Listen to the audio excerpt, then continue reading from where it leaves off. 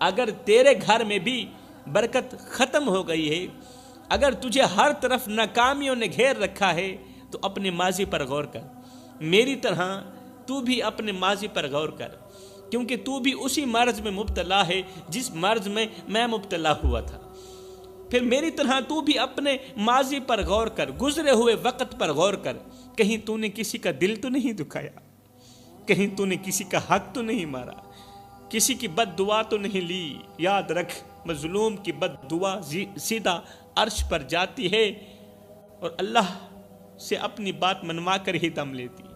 مظلوم کی بد دعا، دنیا میں ایک مظلوم کی بد دعا ہے جو ہواؤں کو پھاڑتی ہوئی، فضاؤں کو پھاڑتی ہوئی، پہلا آسمان چیر کر، دوسرا آسمان چیر کر، ساتواں آسمان چیر کر عرش کا دروازہ جا کھٹکھٹاتی ہے اور اپنی بات منوا کر ہی دم لیتی ہے۔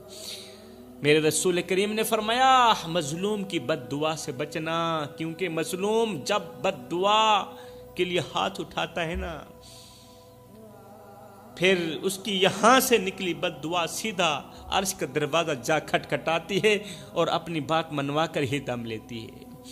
اگر ہو سکے تو مظلوم کی مدد کر کے مظلوم سے دعا ضرور لینا، بد دعا مت لینا۔ میرے محترم بھائیوں، اس واقعے میں ہمارے لیے بہت بڑا سبق چھپا ہے۔ اگر اللہ نے ہمیں عقل سلیم عطا کی ہے تو ہمارے لیے بہت بڑا سبق چھپا ہے اس واقعے کے اندر۔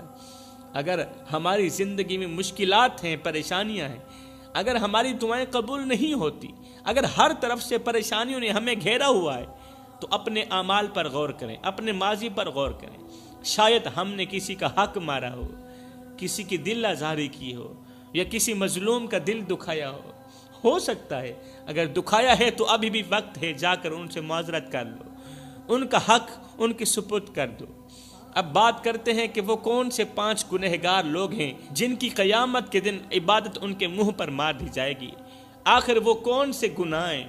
آخر وہ لوگ کون سے گناہ کرتے ہیں جن کی وجہ سے ان کے روزے، نمازیں اور دیگر عبادات اللہ کے ہاں قبول نہیں ہوتی؟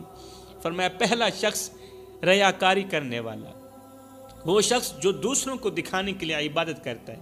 یہ وہ بد نصیب ہوتا ہے جو لوگوں کے سامنے بڑا پرہیزگار اور نیک بننے کی کوشش کرتا ہے، مگر حقیقت میں اس کا دل اللہ کے خوف سے بالکل خالی ہوتا ہے۔